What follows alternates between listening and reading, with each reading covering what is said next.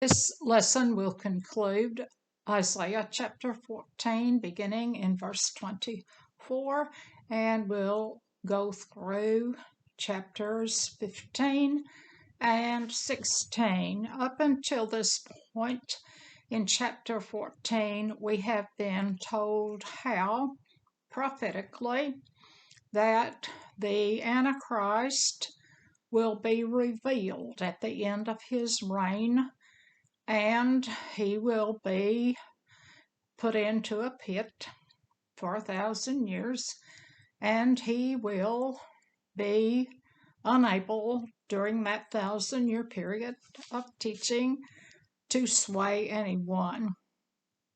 And he is called Lucifer, and that means the morning star. Jesus is also called the morning star, and there's anything Satan would rather do than to copy and try to be Jesus.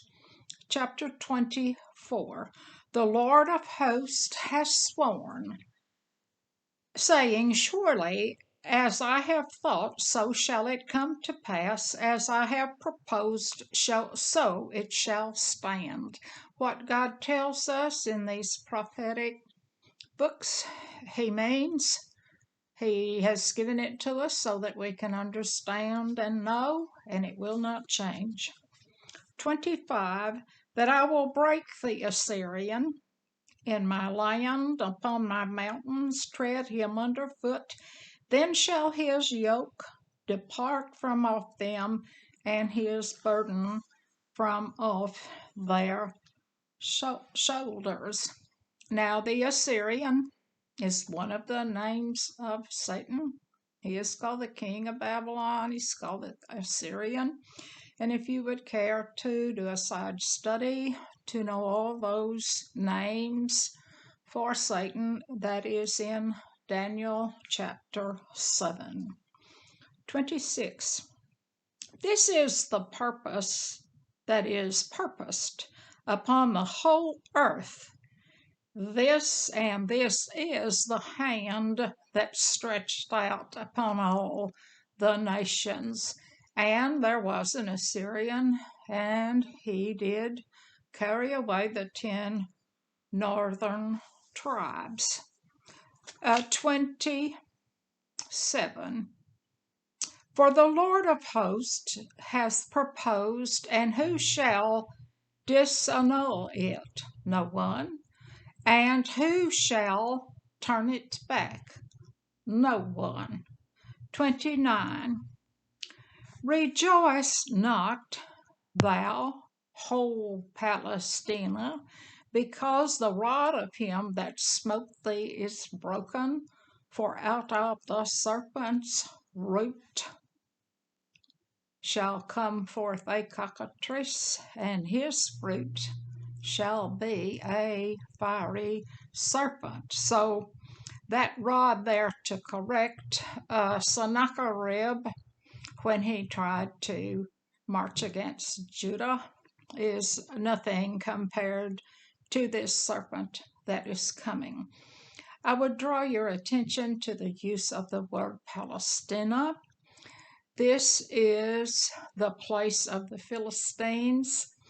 And if you have heard some of my lessons on the Roman rule in that part of the world, you know that they called it Palestine, and it was the Romans who called it Palestine, and it was done as an insult because their worst enemy were the Philistines. And of course, old Goliath was one of those. 30. And the firstborn of the poor shall feed, and the needy shall lie down in safety, and he shall slay the remnant. And he shall slay the remnant. He is going to do away with all wickedness. And he will do it with famine. And it will be outside the blessing of God. It will be actual physical food and water, and it will be famine for hearing the truth. 31. Howl, O gate, cry, O city, thou whole Palestina. Art dissolved, for thou shalt come from the north, unappointed. Thou shalt, come from the north a smoke, and none shall be alone in his appointed times. There is an appointed time, and this particular one who is coming with the smoke. Remember when Aaron goes into the Holy of Holies that a smoke protects him from that bright Shekinah glory of God. And where did we learn that Satan set up his little throne? On the north side, and that's where the throne of David is. And this is where the King of Kings will be when he appears on Mount Zion. He will come from the north. 32 to complete chapter 14. What shall one then answer the messengers of the nation? That the Lord hath founded Zion, and the poor of his people trust in it. And that poor there is humble. And who will be there at the end? That election, those persons who were called in the first earth age and who will stand against Satan in his reign and who will know who he is. Chapter 15, and this is an oracle of Moab. Now, I want to start out by explaining Moab. As you know, Ruth, who is an ancestress of Jesus, was a Moabite, and Moab was a place that was full of idol worship and dreadful kinds of things. And Moab is the son of Lot and Lot's own daughter. When Sodom and Gomorrah, which is where they chose to go, Lot chose to go to Sodom and Gomorrah. When it was destroyed, these daughters and Lot foolishly thought they were the only human beings left on the entire earth, and the girls got their father drunk and conceived. And this is an incestuous people, Moab being the son of his sister, actually would be a sister and his dad. 1. That continuing, the burden of Moab, because in the night Ar, that's a city, is laid waste and brought to silence, because in the night Kir of Moab, and that's a fortress, is laid waste. And laid waste and brought to silence. 2. He is gone up to Bajith. Bajith is false gods. He's gone up to worship false gods, to Dibon, and that means wasting, and certainly worshiping a false god is wasting. And he's gone to weep. Finishing this verse, Moab shall howl over Nebo. Nebo there is a goddess, and from that root we get the name Nebuchadnezzar, who was another person who marched in against the people that God placed in the Holy Land.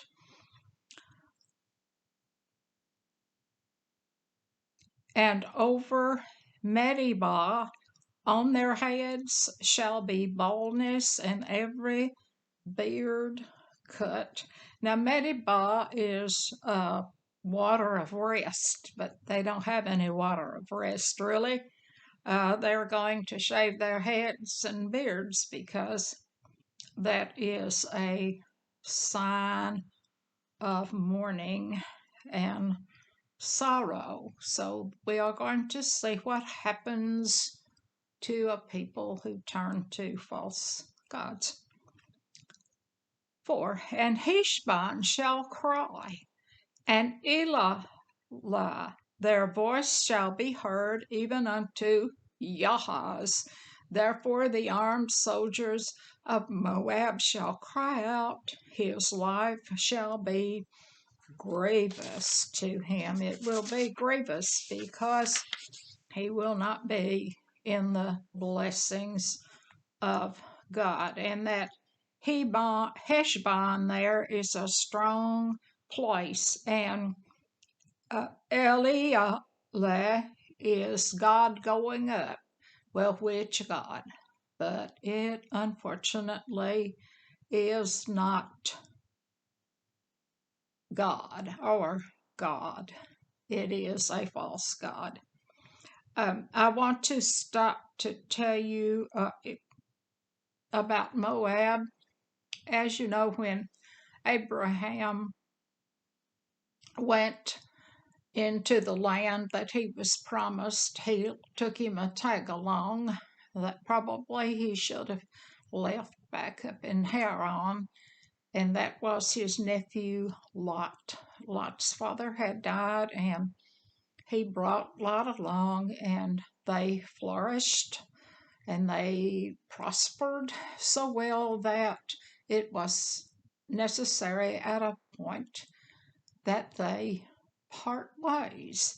And Abraham took Lot out, and he looked to the left, and there was desert, and he looked to the right, and there was the valley over there of Sodom and Gomorrah. And he gave Lot the choice. And Lot, of course, when he had two choices, left usually stands for the good and right for the wrong way, and he trotted off over to Sodom and Gomorrah and barely was able to survive that choice. I wanted to point that out to you. 3. In their streets they shall gird themselves with sackcloth on the tops of their houses, and in their streets every one shall howl, weeping abundantly. They are outside the blessing of God for the reason of making the wrong choices. 4. And Heshbon shall cry, and Elah, their voice shall be heard even unto Jarrah. Therefore the armed soldiers of Moab shall cry out, his life shall be grievous. I have repeated those 2 verses there, and to let you know that they are in a state of mourning because nothing is working out for them. And continuing into 5. My heart shall cry out for Moab, his fugitives shall flee into Zoar. And Zoar means smallness. A heifer of 3 years old, for by the mounting up of Luhith with weeping shall they go it up, for the way of Horonaim they shall raise up a cry of destruction. Now, that Luhith is a fortress, but it's not made of stone, it's made of boards, so it won't do a great deal of good for them. And that word horoneam is, if it's transliterated, means two ways. You can go this way or that way. Literally, it means two caverns. And again, choices. And do we go to the left or do we go to the right? 6. For the waters of Nimrim shall be desolate, for the hay is withered away, the grass faileth, and there is no green thing. They have a bad drought. And Nimrim there is a beautiful, pure stream, but they aren't going to have it because it's now desolate. 7. Therefore the abundance they have gotten, that which they have had laid up, shall they carry away to the brook of the willows. So there, the brook of the willows there, that is at the end of the day. And those time segments there, they are, that's the valley of the Arabians, the valley, the green thing. And that word itself is not the Arab people, it's a word itself, it's the close of day. And he is talking about when the day closes, it's the end of time. So we have moved future here. 9, 8. For the cry is gone round about the borders of Moab, and the howling thereof into Eglaim. And Eglaim means two ponds. And the howling thereof unto Beer Elim. And that Beer Elim is the one I mean is the valley of Arabia, the Arabians. And it is not those, as I said, the Arab people, but it is a valley. 9. For the waters of Dimon shall be full of blood. Dimon is a riverbed. For I will bring more upon Dimon, lions upon him that escapeth of Moab, and upon the remnant of the land. So what has happened here? The Moabites have made a turn. They have gone in high places. They have worshipped false gods. They are not in the blessings of God. They are seeing drought. They are seeing the beautiful, pure water dried up. And they are at the very end of the day. They have nothing laid up because they haven't taken the right kind of advantage to lay anything up. So this is the Moabites, the descendants of Lot and his daughter. And I did say that Ruth was a Moabite, and they lived in a land there where children were sacrificed, Molech was worshipped. And what happened to Ruth? Well, Ruth left Moab, and she went with Naomi, and she went to Bethlehem, the house of bread, and she became, through her marriage to Boaz, an ancestress of Jesus. So this is to tell us, no matter how far away we stray, if we come back, we will be in good standing with God. And the further thing here is that we need to make sure we aren't doing any kind of false worship so that we aren't away from God. And you'd say, oh, well, we don't have any false worship. Well, this is why it's very important to know this Bible and to study it chapter by chapter and verse by verse. Even Jesus said, I've told you all things. God has laid out everything exactly like it is going to happen, and yet you have people who are saying, oh, well, Bible needs to be rewritten. Oh, well, we found some new scripts buried up somewhere along the Dead Sea. We need to get in there and rewrite that thing. And that is false. And many churches flying the Christian flag are teaching things that are false and that are pure tradition and have absolutely nothing in the Bible to support what is being said. Chapter 16. Send ye the lamb to the river of the land of Selah.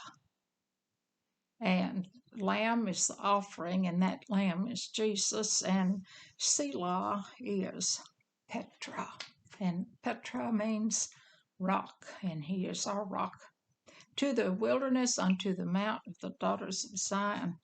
So there is a sacrificial lamb coming, those daughters of Zion, Judah. Now they had two, for it shall be that as a wandering bird cast out of the nest, so the daughters of Moab shall be at the fords of Arnon. That's a roaring place where lots of water is roaring out, and nothing is more helpless than a baby bird that has fallen from its nest. Unless it's rescued, it is doomed. 3. Take counsel, execute judgment, make thy shadow as the night of the midst of noonday. Hide the outcast, bewray not him that wandereth. And this is in the end days. Take yourself counsel, and use your judgment, and hide. The outcast there is the spoiler. In the last days, an oppressive person in the form of Satan, and he oppresses belief and trust in the one true God to get all that for himself. And persons will be easily swayed if they have not been taught. These start at chapter 14, and also the Corinthians chapter that went along with that lets you know perfectly well, if it's really Jesus, then Satan will be exposed. If it's not Jesus and Satan isn't exposed, then it isn't Jesus. And you have some markers. When Jesus comes, we will all be in a glorified body, and the earth will be righted, that it is offset now by several degrees, and that is why we have these polar ice caps. It will be set to right. If it isn't set to right and there isn't a bright shining light when he comes that would darken the sun and the moon, then it's not the real Jesus, and Satan is going to be dealing in the physical. People are going to be worried about what they're going to eat and how they're going to pay their bills. God doesn't deal in physical. He'll take care of us physically with his blessing, but God gives us spiritual, not worldly blessings. 5. And in mercy shall the throne be established, and he shall sit upon it in truth in the tabernacle of David, judging and seeking judgment and hasting righteousness. And that is the right, true God. And he will rescue that throne of David from Satan. 6. We have heard of the pride of Moab. He is proud, even of his haughtiness and his pride and his wrath, but his lies shall not be so. Therefore shall Moab howl for Moab. Everyone shall howl for the foundations of Kirharasheth shall mourn. Surely they are stricken. I need to explain this Kirharasheth. It's a fortress, but more than just a brick fortress. This means pressed down. And what was pressed down in that was a great part of their food and something that was preserved and they could hold on to, and those were raisin cakes. Well, I don't have any raisin cakes, and we will see why they don't have any raisin cakes. 8. For the fields of Heshbon languish, and the vine of Sibmah, and the lords of the heathen have broken down the principal plants thereof. They are come even unto Jazer. They wandered through the wilderness. Her branches are stretched out. They are gone over the sea of deception. Now, Heshbon, this has to do with vines and grapes and harvesting grapes. And it ends up in deception. There is no real fruit. They don't have any raisin cakes. Think of the teachings of Jesus. He says, I am the vine, and we are to keep ourselves connected to that vine as a branch. And remember, back in the first verse, we had that about the sacrificial lamb, and God prunes branches who don't produce, who know and understand, and those who are listening to false teaching, they're like these people here. They won't have raisin cake 1. 9. Therefore I will bewail with the weeping, Jazer, the vine of Sibmah. I will water thee with my tears, O Heshbon and Elelah, for the shouting of thy summer fruits, and thy harvest is fallen. Oh, they didn't get any harvest. They didn't have any rain, so they're going to cry a lot of tears, but the tears won't water the crop, and it won't help. The only crying it ever helps is cry of repentance and a turn. Just crying and feeling sorry isn't. That those words there, Heshbon, that is a stronghold, and that word Eliela is going up. And what do we say about going up? They were going up into high places to do things they have not business to do. And the gladness is taken away in joy of the plentiful field, and in the vineyards there shall be no singing, neither shall there be shouting. The treaders shall tread out no wine in their presses. I have made their vintage shouting to cease. They don't have anything to be joyous about because the crop didn't produce. 41. Wherefore my bowels shall sound like a harp for Moab, and mine inwards part for Kir Haresh. These are the results of what they have done. This is the word that the Lord hath spoken concerning Moab since that time. 14 to conclude this chapter. But now the Lord hath spoken, saying, Within 3 years, as the years of a hireling, and the glory of Moab shall be contemned with all that great multitude, and the remnant shall be very small and feeble. Or feeble doesn't mean they can't do. That remnant is God's elect.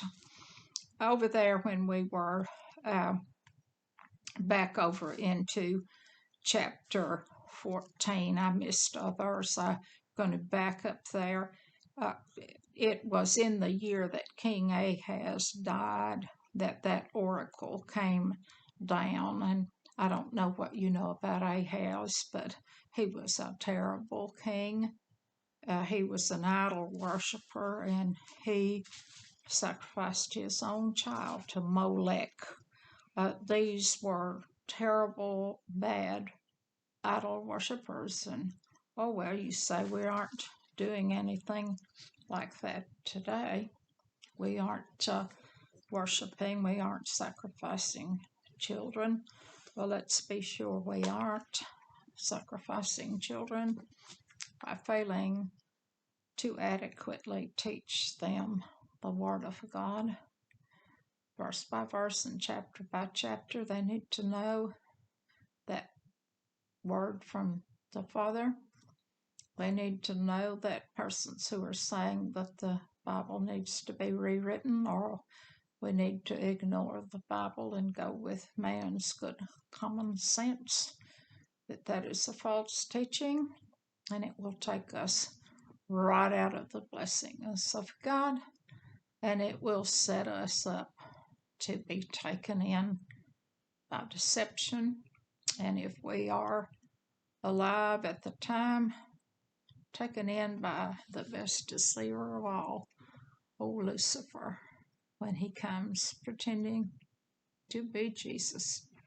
This lesson has been a voluntary outreach of the Essex United Methodist Church in Essex, Missouri.